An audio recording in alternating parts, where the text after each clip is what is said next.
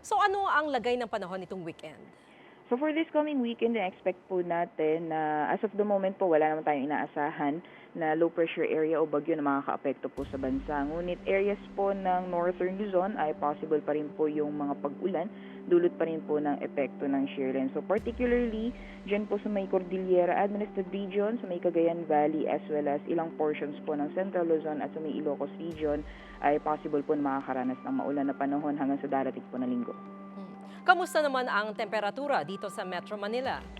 So for temperatures naman po dito sa Metro Manila area, dahil may kahinaan po o bagyang umina po yung epekto ng amihan, ay inaasahan po natin na maaaring umabot po ng 31 to 32 degrees Celsius yung temperatures po natin over the next few days. So particularly during this time of the year, ay mas mainit po siya kung ikukumpara sa usual temperatures po natin.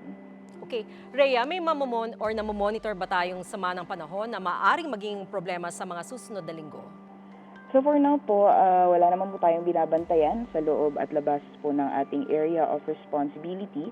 And based po naman sa ating latest na TC Threat Potential Forecast, at the very least until sa January 16 ay wala po tayong namamataan na potential LPA or bagyo po na makakaapekto sa bansa. So at least good weather naman, no, para sa atin lahat? Yes po, generally fair weather conditions po tayo, except na lamang po yung prevailing shear line po na magdudulot po ng mga pagulan, especially po sa may eastern sections po ng Luzon area over the next few days. Maraming salamat, Pag-asa Weather Specialist Rhea Torres.